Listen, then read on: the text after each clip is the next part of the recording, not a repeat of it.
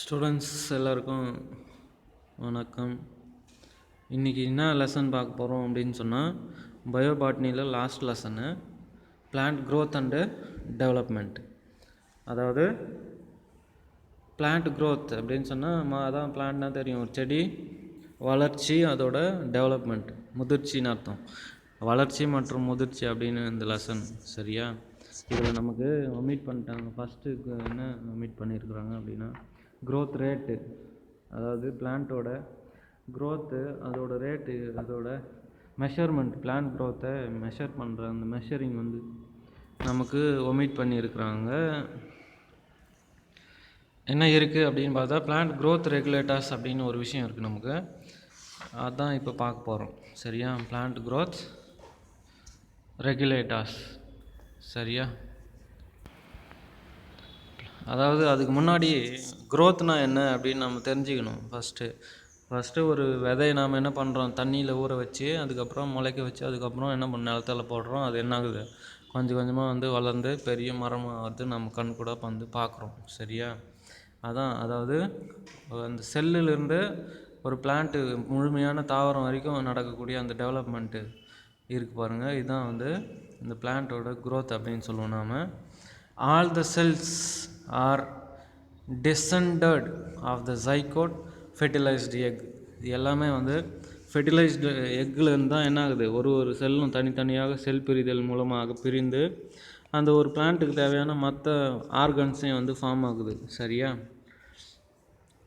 The zygote develops into a mature plant growth. இது வேறையா? The zygote develops into a mature plant growth and differentiation, forming roots, leaves, branches, flowers, fruit and seeds. Then they eventually die. ஒரு சில தாவரங்கள்லாம் என்ன ஆகிடும், fruits seed உருவாக்கணுன்னே இறந்து போயிடும். ஒரு சில தாவரங்கள்லாம் அந்த மறுபடியும் என்ன பண்ணும், மொத்த இலையும் கொட்டிட்டு மறுபடியும் துளுக்க ஆரம்பிக்கும். சரியா? இந்த முதலேருந்து பார்த்தோம் அப்படின்னு சொன்னால், ஃபஸ்ட்டு ஸ்டேஜ் என்ன, எல்லாருக்குமே பிளான்ட் ஆகட்டும், அனிமல் ஆகட்டும், எல்லாத்துக்குமே ஜைகோட் அப்படின்ற ஒரு ஃபார்மேஷன் தான் ஃபஸ்ட்டு நடக்கும். அந்த ஜைகோட் என்ன ஆகும், க்ளீவேஜ் நடக்கும். ஜைகோட்டில் க்ளீவேஜ் நடந்தால என்ன, செல் டிவிஷன் நடக்கும். சரியா? செல் டிவிஷன் ஃபஸ்ட்டு என்ன, 2 ஸ்டெல்லு, அதாவது 2 செல் நிலை, அதுக்கப்புறம் 4 செல் நிலை, அப்புறம் 8 செல் நிலை அப்படின்னு செல் டிவிஷன் நடந்துக்கிட்டே இருக்கும். சரியா? நமக்கு இங்கே காமிக்கிறது என்ன அப்படின்னு சொன்னால், ஜைகோட் 2 செல்ஸ், அப்புறம் 8 செல்டு எம்ப்ரியோ, அப்புறம் குளோபுலர் எம்ப்ரியோ. நெக்ஸ்ட்டு பார்த்தோம் அப்படின்னு சொன்னால் ஹார்ட் எம்ப்ரியோ, அதாவது ஹார்ட் ஷேப்பில் இருக்கக்கூடிய எம்ப்ரியோ. Next torpedo embryo. இது சீட் லீவ்ஸ், காட்டிலிடன்ஸு, மோனோகாடா, டைகாடா நமக்கு காமிக்கிறது இந்த லாஸ்ட்டு எம்ப்ரியோ. இது இந்த எம்ப்ரியோ என்ன அப்படின்னு பார்த்தா டார்பிடோ எம்ப்ரியோ அப்படின்னு சொல்லுவோம் இதை. நெக்ஸ்ட்டு பிளான்ட்டோட க்ரோத்து, பிளான்ட்டோட வளர்ச்சி எப்படி நடக்கும் அப்படின்னு பார்த்தா, plant growth is an irreversible permanent increase in size of an organ or its parents, its parts or an individual cells. Plant எப்பவுமே பார்த்துருப்போம் நம்ம, ஒரு சில செல்ஸ், அந்த பெரிய பெரிய மரங்கள்லாம் பார்த்தோம் அப்படின்னு சொன்னால் வருஷம் முழுக்க என்ன ஆகும், வளர்ந்துக்கிட்டே இருக்கும். சரியா? It involves metabolic processes that consume energy. இது நிறைய மெட்டபாலிக் ப்ராசஸ் இதில் நடக்கும். இதில் எனர்ஜி கன்சம்ஷன் அதிகமாக இருக்கும். புரியுதா? பிளான்ட் க்ரோத்தில். நெக்ஸ்ட்டு, இந்த plant growth generally is intermediate. Plant growth is continuous throughout the life due to the process presence of meristems. சரியா? மெரிஸ்டம்ஸ்லாம் தெரியும் நமக்கு, ஆக்கத்திசுக்கள் அப்படின்னு பேர் மெரிஸ்டம்ஸ் அப்படின்னு சொன்னால். சரியா? இந்த மெரிஸ்டம்ஸ்லாம் என்ன பண்ணுது, பக்க கிளைகளும் நேராக போகிற நேரான கிளைகளையும் உருவாக்குறது இந்த ஆக்கத்திசுகள்னு சொல்லக்கூடிய மெரிஸ்டம்ஸ் தான். சரியா? Meristematic cells have the capacity to divide and self perpetuate, அதாவது செல்ஃப் பெர்ச்சுவேட் அப்படின்னு சொல்கிறது சுயமாக மாறிக்கும். எந்த செல்லாக இருந்தாலும் அது மாறிக்கும். அதான் செல்ஃப் பெர்ச்சுவேட் அப்படின்னு பேர். தி growth where new cells are always added to the plant body by the activity of the meristem is called open form of growth. மெரிஸ்டமில் அந்த இருக்கக்கூடிய அந்த செல்ஸ் என்ன ஆகும், கண்டினியூஸாக டிவைட் ஆகிட்டே இருக்கும், புதுசாக அந்த இலைங்க வந்துக்கிட்டே இருக்கும். சரியா, அதான் இந்த இதுதான் இதில் நடக்கிற விஷயம் க்ரோத்தில். சரியா, நெக்ஸ்ட்டு நாம் பார்க்க போகிறது வந்து பிளான்ட் க்ரோத் ரெகுலேட்டர்ஸ் 15.2ல் இருக்குது. அது இப்போ பார்த்துடலாம். இதில் ஒரு 3 விஷயம் சொல்லியிருக்காங்க. என்னென்ன விஷயம் அப்படின்னு பார்த்தா, டிஃப்ரென்ஷியேஷன், அதாவது டிஃப்ரென்ஷியேஷன், நெக்ஸ்ட்டு டிஃப்ரென்ஷியேஷன் அண்டு ரீடிஃப்ரென்ஷியேஷன். இந்த 3 விஷயம் வந்து நாம் தெரிஞ்சுக்கணும் பிளான்ட் க்ரோத்தில். என்ன அப்படின்னு பார்த்தா, டிஃப்ரென்ஷியேஷன் அப்படின்னு சொன்னால் செல்லு டிஃப்ரென்ஷியேட் ஆகும். ஒரு செல்லு டிவிஷன் நடந்து முடிஞ்ச பிறகு என்ன ஆகும் அப்படின்னு பார்த்தா, நிறைய செல்லு, ஒரு 100 செல்லு இருக்கும் அந்த சைகோட்டில். அந்த 100 செல்லும் பார்த்தோம் அப்படின்னு சொன்னால் ஒரு ஆர்கனை உருவாக்குறதுக்கு உண்டான அந்த ஸ்டிமுலேஷன்ஸ் அது வந்து பெறும். புரியுதா? அதுக்கு பேர் தான் டிஃப்ரென்ஷியேஷன் அப்படின்னு பேர். இங்கே என்ன சொல்லியிருக்கிறாங்க அப்படின்னு பார்க்கலாம். Differentiation is a process in which the meristem cells and cambium differentiate and mature to perform specific functions. அதாவது root apical and shoot apical, வேர் பக்கமாக பார்க்கக்கூடிய செல்ஸ் எல்லாம் எது, அப்புறம் தண்டு பக்கமாக வரக்கூடிய அந்த செல்ஸ் எல்லாம் எது அப்படின்னு இங்கே பிரிக்கிறதுக்கு பேர் தான் என்ன அப்படின்னு பார்த்தா டிஃப்ரென்ஷியேஷன் அப்படின்னு பேர். சரியா, இதில் in this cell walls and protoplasm undergo structural changes, capacity of cell division is lost. அதாவது செல் வால்ஸ் என்ன ஆகும் அப்படின்னு பார்த்தா, அதுவும் புரோட்டோபிளாசமும் அது வடிவ மாற்றத்துக்கு வந்து உள்ளாகும். சரியா, ஸ்ட்ரக்சரல் சேஞ்சஸ் அப்படின்னு சொல்கிறாங்க. அந்த ஸ்ட்ரக்சரல் சேஞ்சஸ்க்கு வந்து அது வந்து உண்டாகும். புரியுதா? எக்ஸாம்பிள் என்ன அப்படின்னு பார்த்தா, loss of protoplasm to form a அதாவது ட்ரக்கியரி எலமெண்ட்ஸு. ட்ரக்கியானே நமக்கு தெரியும், ட்ரக்கியா, ஜைலம், ஃப்ளோயம்லாம் காணப்படும் அந்த செல்லில், அந்த பிளான்ஸில். இந்த ட்ரக்கியா பார்த்தோம் அப்படின்னு பார்த்தா அது உயிரற்ற செல்களின் தொகுப்பாக அது வந்து காணப்படுகிறது. இந்த ட்ரக்கியா அது தாவரத்தோட நீளமான வளர்ச்சிக்கு இந்த ட்ரக்கியா வந்து பயன்படுகிறது அப்படின்னு நாம் ஏற்கனவே படிச்சிருக்கோம். They also develop very strong elastic, அப்புறம் lignocellulosic secondary cell walls to carry water to long distance and even under extreme tension. சரியா, அந்த ட்ரக்கியா உள்ளதான் ஜைலம் ட்ரக்கியான்னு கேள்விப்பட்டிருப்போம். அது உள்ளதான் வாட்டர் சப்ளை நடக்கும் அப்படின்னு நமக்கு வந்து தெரியும். சரியா, உயரமான இடத்துக்கும் தண்ணியை கடத்தக்கூடிய அந்த செல்லை ட்ரக்கியாவில் காணப்படுகிறது. இப்போது டிஃப்ரென்ஷியேஷன் அப்படின்னா நமக்கு ஈஸியாக பக்கத்தில் லெஃப்ட் சைடில் படம் போட்டிருக்காங்க பாருங்கள். மெரிஸ்டம் செல்லு என்னவாக மாற்றப்படுகிறது, டிஃப்ரென்ஷியேட் ஆகுது அப்படின்னு பார்த்தா 2 செல்லாக டிஃப்ரென்ஷியேட் 3 செல்லாக ஆகுது. சரியா, என்னென்ன அப்படின்னு பார்த்தா, மெரிஸ்டம் செல்ஸு ஒன்று வந்து ரூட் செல்லாக மாறுது, இன்னொன்று லீவ் செல்லாக மாறுது, இன்னொன்று சைவ் எலமெண்ட்ஸ்ன்னு சொல்லக்கூடிய சைவ் எலமெண்ட்ஸ் தெரியும் நமக்கு. சைவ் எலமெண்ட்ஸ் அப்படின்னா ஜைலம் ஃப்ளோயம் தான் சைவ் எலமெண்ட்ஸ். சரி, அடுக்காக அமைந்த அந்த எலமெண்ட்ஸுக்கு பேர் சைவ் எலமெண்ட்ஸ் அப்படின்னு பேர். சரியா, நெக்ஸ்ட் பார்க்கக்கூடிய தலைப்பு பிளான்ட் க்ரோத் ரெகுலேட்டர்ஸ். ஒரு பிளான்ட்டோட க்ரோத்தை கண்ட்ரோல் பண்ணுறது, சரியா, பிளான்ட்டோட டெவலப்மெண்ட்டை கண்ட்ரோல் பண்ணுற விஷயங்கள் எல்லாம் என்னென்ன அப்படின்னு இங்கே கொடுத்துருக்காங்க. Factors controlling plant development.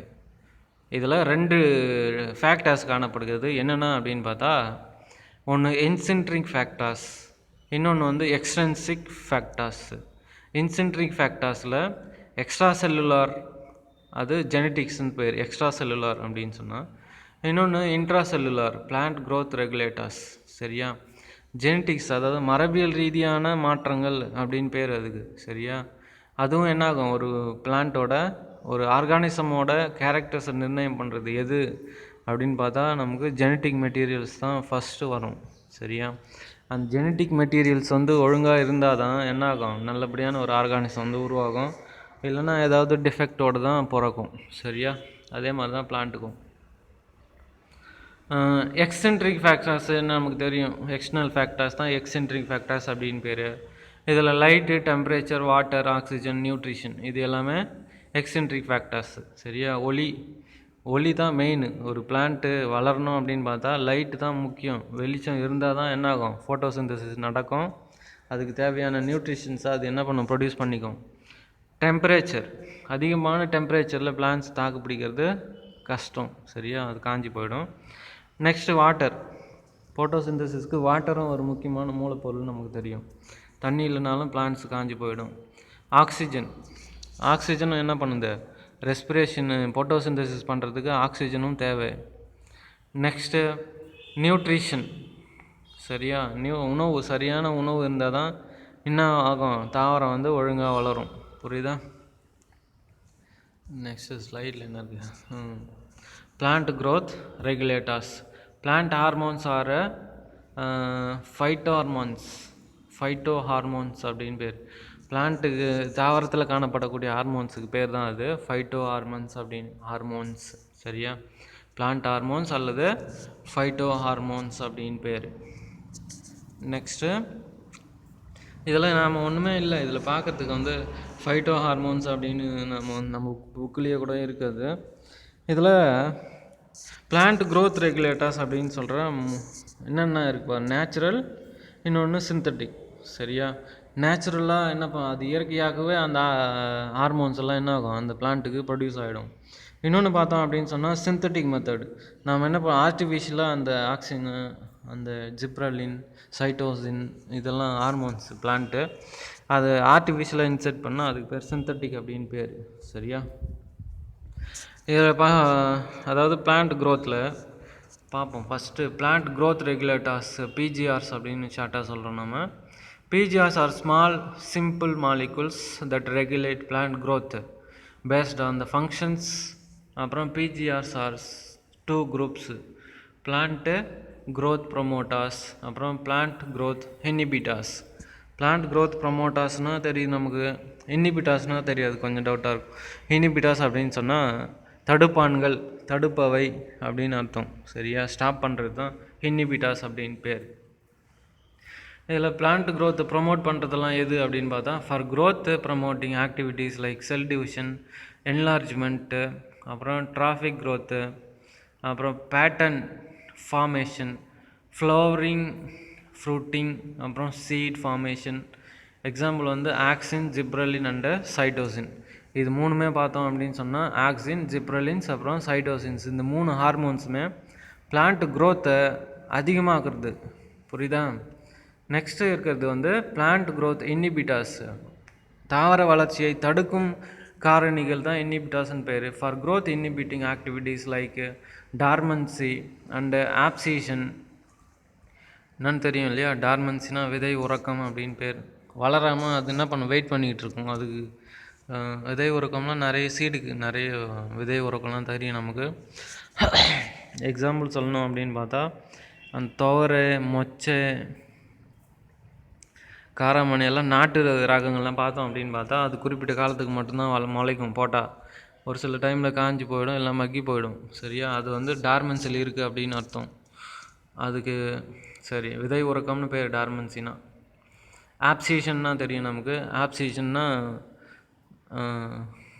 இலை காஞ்சி போய் கொட்டிடும் இல்லையா, இலை உதிரும், அது ஆப்சிஷன் அப்படின்னு பேர். Respond to wounds and stresses of biotic and abiotic origins.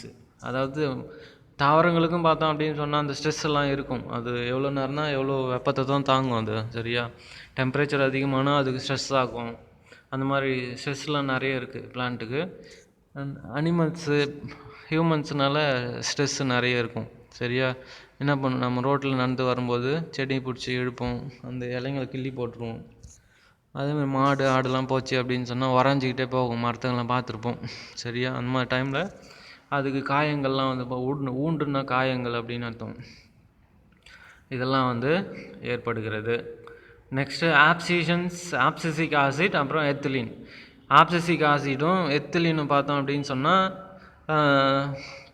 தாவர வளர்ச்சியை தடுக்கக்கூடிய காரணிகள் என்று கூறலாம். தாவர வளர்ச்சியை தூண்டக்கூடிய காரணிகள் என்று சொன்னால் அது என்னென்ன அப்படின்னு பார்த்தா ஆக்சின், ஜிப்ரலின், சைட்டோசின். சரியா, இதில் ethylene fits either of the groups but it's largely a growth inhibitor. சரியா, எத்திலீன் வந்து 2 குரூப்லேயும் சேருமா. எந்தெந்த குரூப்பில் அப்படின்னு பார்த்தா அது தாவர வளர்ச்சியை தூண்டக்கூடிய காரணிலையும் வருமா, தடுக்கக்கூடிய காரணிலையும் வந்து அந்த எத்திலீன் வந்து வருமா. சரியா. எத்திலீனோட வேலை என்ன அப்படின்னு நம்ம 10th படிச்சிருப்போம். எத்திலீன்னா அந்த பழம்லாம் பழுக்குது இல்லையா, அந்த பழுக்கக்கூடிய காரணிக்கு எத்திலீன்னு பேர். பழுக்க வைக்கிறது அந்த எத்திலீன் தான். சரி, நெக்ஸ்ட்டு இதில் ஃபஸ்ட்டு ஒன்று ஆக்சின்ஸு. ஆக்சினோட டெஸ்ட்டு அந்த மேற்கொண்டவெல்லாம் தெரியும். Experiment to demonstrate the tip of the coleoptile is the source of auxin. சரியா. கோலியாப்டைல் அந்த ஒரு பிளான்ட்டில் நமக்கு அந்த எக்ஸ்பெரிமெண்ட்லாம் வந்து செஞ்சுருக்கோம். சரி, இது ஒரு ஆக்சின் அப்படின்னா கிரேக்க மொழி வார்த்தை. ஆக்சின்னா டு க்ரோ அப்படின்னு அர்த்தம், மீனிங்கு. ரைட் சைட்லேயே மேலே இருக்கிறது. சரி, நெக்ஸ்ட்டு லெஃப்ட் சைடில் பாருங்கள். Charles Darwin and his son Francis Darwin observed that the coleoptiles of canary grass அப்படின்றது ஒரு வகையான புல்லு செடி, அதில் காணப்படக்கூடிய கோலியோப்டைல்னு சொல்லக்கூடிய ஒரு பகுதி அது என்ன பண்ணுது அப்படின்னு responded to unilateral illumination by growing towards the light source phototropism. It was concluded that the tip of coleoptile caused the bending of the entire coleoptile. சரியா. இது ஃபோட்டோட்ராபிசம் அப்படின்னு சொன்னால் ஒளி சார்பு அப்படின்னு அர்த்தம். ஒளி லைட் எங்கே படுதோ அந்த பக்கமாக செடிங்கள்லாம் வளைஞ்சி வளர்கிறத நம்ம வந்து பார்த்துருப்போம். சரியா. அந்த கோலியாப்டைல் அப்படின்னு சொல்கிறது இந்த வேலையை தான் செய்தான். லைட்டு பக்கமாக அந்த கிளையை திருப்பக்கூடிய வேலையை அந்த கோலியாப்டைல் வந்து பிளான்ஸில் செய்கிறது. ஃப்ரான்சிஸ் டபிள்யூ வெண்ட், அதாவது FW Went, isolated auxin from tips of coleoptiles of oat seedling. சரியா. ஓட்ஸில் அந்த கோலியோப்டைலை பிரித்து அதிலிருந்து ஆக்சின் இருக்கிறத அவர் வந்து கண்டுபிடிச்சார். வெண்ட் அப்படின்ற ஒரு சயின்டிஸ்ட்டு, FW வெண்ட் அப்படின்ற ஒரு scientist. Auxin was first isolated from human urine. Auxins வந்து ஹியூமனோட யூரினில் அதிகமாக இருக்கிறத அவங்க வந்து முதல்ல என்ன பண்ணாங்க, கண்டுபிடிச்சாங்க. Axin are produced by the growing apices of stems and roots from where they migrate to regions of their axons. சரியா. முதல்ல ஆக்சின்ஸ் எங்கே செக்ரீட் ஆகும் அப்படின்னு பார்த்தா துருவ பகுதிகள்னு சொல்லக்கூடிய தண்டோட முனைப்பகுதி, வேரோட முனைப்பகுதிகளில் இந்த ஆக்சின்ஸ் வந்து என்ன ஆகுது, செக்ரீட் ஆகுது. அதுக்கப்புறமா தான் என்ன ஆகுது, அது மற்ற இடங்களுக்கு நகர்ந்து செல்கிறது அப்படின்னு சொல்கிறாங்க இங்கே. சரியா. இந்த ஃபோட்டோட்ரோபிசம் அப்படின்னு முதல்ல பார்த்த ஸ்லைட்லேயே நம்ம வந்து பார்த்தோம். இந்த டயக்ராம் பார்த்தா தெரியும் நமக்கு. இதில் பாருங்கள், இந்த கலை சரியா, ஒரு கலை மட்டும் லைட் பக்கமாக போயிருக்கிறது நமக்கு வந்து ஈஸியாக தெரியுது. இதான் ஃபோட்டோட்ரோபிசம் அப்படின்னு பேர் இதுக்கு. சரியா. சரி, நெக்ஸ்ட் ஸ்லைடு. ஆக்சின்ஸே தான். இதில் 2 வகையான ஆக்சின்ஸ் வந்து காணப்படுகின்றன. சரியா. ஆக்சின் ஹார்மோன் வந்து 2 வகைகளில் காணப்படுகின்றன. ஃபஸ்ட்டு நேச்சுரல் ஆக்சின்ஸு, இன்னொன்று வந்து சிந்தட்டிக் ஆக்சின்ஸு. சரியா. நேச்சுரல் ஆக்சினுக்கு பேர் என்ன அப்படின்னு பார்த்தா இண்டோல் 3 அசிட்டிக் ஆசிட் அப்படின்னு பேர். சிந்தட்டிக் ஆக்சின்ஸுக்கு பேர் வந்து நாப்தலின் அசிட்டிக் ஆசிட். சரியா. இன்னொன்று என்ன, second natural auxin indole butyric acid. சரியா. IAA IBA இது ரெண்டுமே பார்த்தோம் அப்படின்னு பார்த்தா பிளான்ஸில் நேச்சுரலாகவே இருக்கிறது. நெக்ஸ்ட்டு சிந்தட்டிக் ஆக்சினில் NAAன்னு சொல்லக்கூடிய நாப்தலின் அசிட்டிக் ஆசிடும் 4,2,4D அப்படின்னு சொல்கிறது இன்னொன்று. சரியா. 2 வகையான சிந்தட்டிக் ஆக்சின்ஸ் வந்து காணப்படுகின்றன. 2தோட கெமிக்கல் ஸ்ட்ரக்சர்ஸும் கீழே இருக்குது நமக்கு. செகண்டுக்கு பேர் வந்து 2,4 டைக்ளோரோஃபீனாக்சி அசிட்டிக் ஆசிட். சரியா. இது கட் பண்ணிட்டு அசிட்டிக் அப்படியே விட்டுக்கிறாங்க, ஆசிட்னு முடியணும் நமக்கு. சரியா. 2,4 டைக்ளோரோஃபீனாக்சி அசிட்டிக் ஆசிட் தான் சிந்தட்டிக் ஆசிட். சரியா. அப்புறம் நாப்தலின் அசிட்டிக் ஆசிடும் சிந்தட்டிக் ஆக்சின்ஸில் வரும். சரியா. இந்த 4க்கு உண்டான கெமிக்கல் ஸ்ட்ரக்சர்ஸு கீழே காணப்படுகிறது. சரிம்மா. நெக்ஸ்ட் ஸ்லைடுக்கு போயிடலாம். ஆக்சினோட ஃபங்க்ஷன்ஸு. ஆக்சினோட ஃபங்க்ஷன்ஸ் எல்லாம் என்னென்ன அப்படின்னு பார்த்தா ஒரு 7 பாயிண்ட்ஸ் இருக்குங்க. எவ்வளோ நேரம்? 20 மினிட்ஸா? இது முடிச்சுட்டு கட் பண்ணிப்போம். Functions to initiate rooting and stem cutting for plant propagation. சரியா? ரூட்டையும் ஸ்டெம்மையும் என்ன பண்ணுது? Cutting parts of the propagation. அதை கட் பண்ணி விட்டுட்டோம் அப்படின்னு பார்த்தா அந்த கட் பண்ண இடத்துலேருந்து ஒரு துளிர் வரும், பார்த்துருப்போம் நாம்.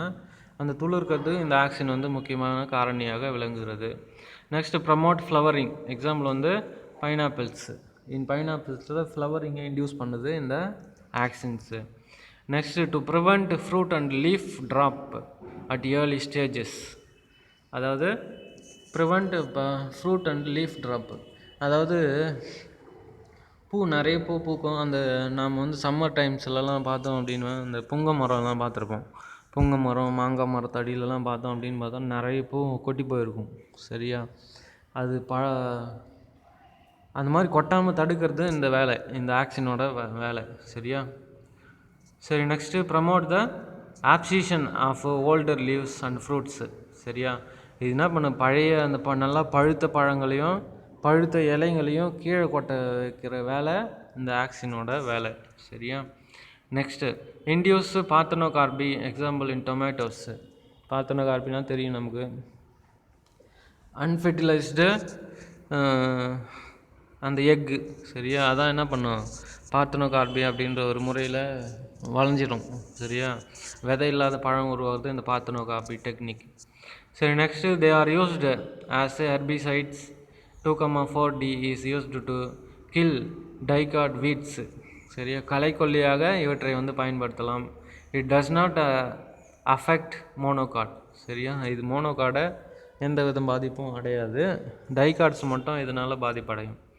Next monocot plants. It is used to prepare weed free lawns. சரியா? களை இல்லாமல் பயிர் வைக்க முடியும் இதை யூஸ் பண்ணோம்.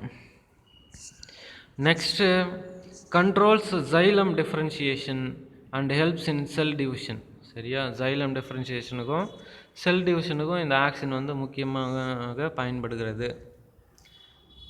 Action in higher plants, the growing apical bud inhibits the growth of lateral buds. சரியா? பக்க கிளைகளையும் தோற்றுவிக்குது. It is known as apical dominance. apical dominance அப்படின்னு சொன்னால் ஏபிக்கல் முனைப்பகுதி தான் என்ன பண்ணும், வேகமாக வளரும், பக்க கிளைகள்லாம் தடுக்கும். சரி, அது வளராமல் இந்த ஆக்சின் வந்து தடுக்கும். அதுக்கு பேர் தான் ஏபிக்கல் டாமினன்ஸ் அப்படின்னு பேர். சரியா?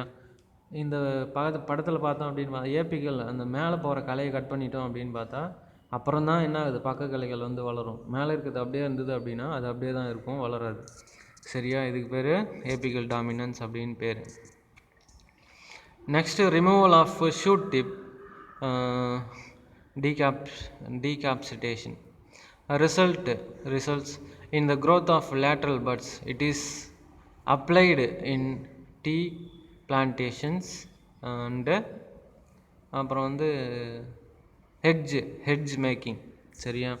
அந்த டீலாம் பார்த்தோம் அப்படின்னு பார்த்தா நமக்கு ஓரளவுக்கு துளுந்த டெண்டர் லீவ்ஸ் தான் அவங்க வந்து பறிப்பாங்க. சரியா?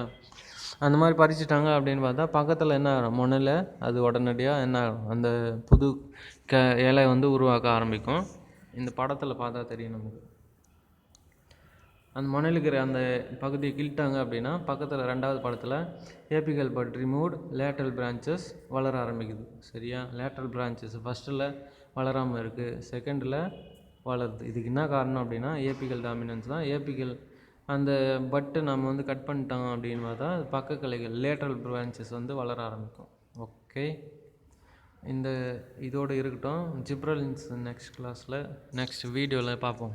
ஓகேவா? Thank you students.